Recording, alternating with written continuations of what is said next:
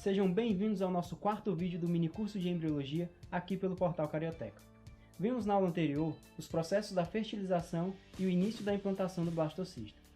Na segunda semana do desenvolvimento humano, o blastocisto será finalmente implantado. Durante a segunda semana, transformações morfológicas na massa celular interna levarão à formação de um disco embrionário bilaminar composto por duas camadas, o epiblasto e o hipoblasto. O disco embrionário dará origem às camadas germinativas que formarão todos os tecidos e órgãos do embrião. Nesta fase, também teremos a formação das estruturas extraembrionárias, que são a cavidade amniótica, o saco vitelino, o pedículo do embrião e o saco coriônico. Como vimos anteriormente, o sincício-trofoblasto é altamente erosivo e invade o estroma endometrial que sustenta os capilares e as glândulas maternas. Enquanto isso, o blastocisto penetra lentamente no endométrio, implantando-se a partir do seu polo embrionário, que é o local da massa celular interna. Esse processo é facilitado pela ação de enzimas proteolíticas do sincício-trofoblasto, que promovem a proteólise dos tecidos maternos, abrindo caminho para a implantação. Em torno do local da implantação, nas células do estroma, há o acúmulo de glicogênio e lipídios, um processo chamado de reação decidual. Durante a penetração do blastocisto, algumas células deciduais se degeneram e são capturadas pelo sincício-trofoblasto, criando uma rica fonte de energia e nutrição do embrião. O sincício-trofoblasto também é responsável pela produção da gonadatrofina coriônica humana, ou HCG. O hormônio vai para a corrente sanguínea e tem a função de manter a atividade endócrina do corpo lúteo durante a gestação.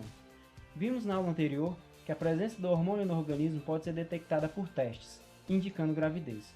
Na segunda semana, a mulher provavelmente não sabe que está grávida, mas a quantidade de HCG produzido já é suficiente para dar um teste positivo. Na medida em que o blastocisto é implantado, uma pequena cavidade surge na massa celular interna. É o primeiro passo para a formação da cavidade amniótica. A estrutura que envolve essa cavidade é chamada de âmnio e é formada pela separação de células amniogênicas do epiblasto. O epiblasto é um disco embrionário, resultado de transformações morfológicas na massa celular interna. É constituído por células colunares altas voltadas para a cavidade amniótica. Adjacente à cavidade blastocística está o hipoblasto, constituído de pequenas células cuboides. O epiblasto também forma o assoalho da cavidade amniótica, bem como o hipoblasto forma o teto da cavidade exocelômica, anteriormente denominada de cavidade blastocística. A membrana e a cavidade exocelômica logo se modificam, formando o saco vitelino primitivo. Desta forma, o disco embrionário fica entre a cavidade amniótica e o saco vitelino primitivo. As células do endoderma do saco vitelino dão origem a uma camada de tecido conjuntivo frouxo, o mesoderma extraembrionário, que envolve o âmnio e o saco vitelino. O saco vitelino e a cavidade amniótica possibilitam os movimentos morfogenéticos das células do disco embrionário. Durante a formação dessas estruturas, cavidades isoladas, denominadas lacunas, aparecem no sincício-trofoblasto. Essas lacunas se enchem de uma mistura de sangue materno e secreções de glândulas uterinas erodidas. O fluido dos espaços lacunares alcança o disco embrionário por difusão, algumas vezes vindo do embriotrófo. A comunicação dos vasos uterinos com as lacunas representa o início da circulação uteroplacentária.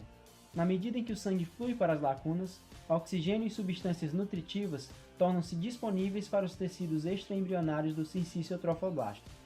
Esta circulação primitiva contribui para a passagem do sangue oxigenado para o embrião por meio da rede de lacunas. Em contrapartida, o sangue desoxigenado é removido através das veias endometriais. No 10º dia, o concepto humano já penetrou completamente no endométrio. Com a implantação, as células do tecido conjuntivo do endométrio sofrem uma transformação e passam a ser chamadas de células deciduais, em função do acúmulo de glicogênio e lipídio no citoplasma. Esse fator contribui para criar um local imunologicamente privilegiado para o concepto. Em torno do embrião implantado, os capilares do endométrio se tornam congestos e dilatados para formar sinusoides, um tipo de vaso terminal de paredes delgadas, maiores do que os capilares comuns. Esses sinusoides são invadidos pelo sincício-trofoblasto e o sangue materno flui para a rede de lacunas no sincício-trofoblasto. O sangue materno entra nestas redes e dela sai, estabelecendo a circulação uteroplacentária primitiva, que juntamente com as células degeneradas do estroma do endométrio, constituem uma rica fonte de material para a nutrição do embrião.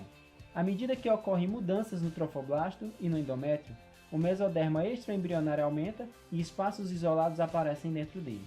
O celoma extraembrionário é formado uma cavidade cheia de fluido que envolve o âmbio e o saco vitelino.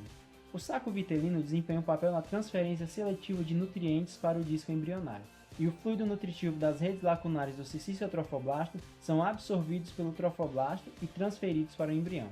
O fim da segunda semana caracteriza-se pelo aparecimento de vilosidades coriônicas primárias.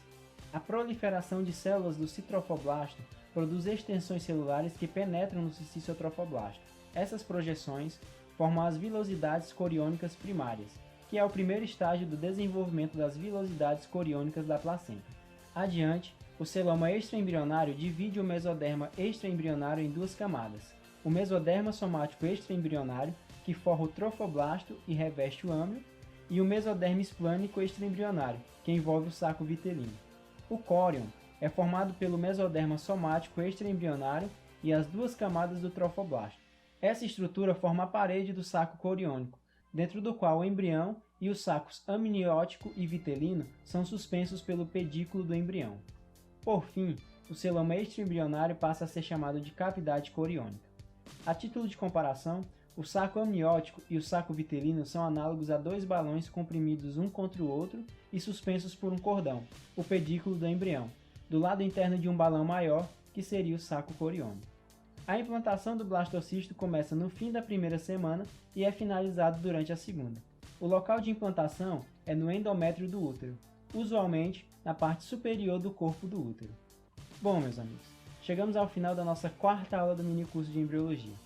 Cada vídeo publicado é um desafio concluído, e chegar ao quarto vídeo, quando não imaginávamos concluir nem o primeiro, é muito satisfatório. Infelizmente, não conseguimos publicar mais de um vídeo por mês, mas continuaremos dinamizando as aulas de biologia e contribuindo com a democratização da educação.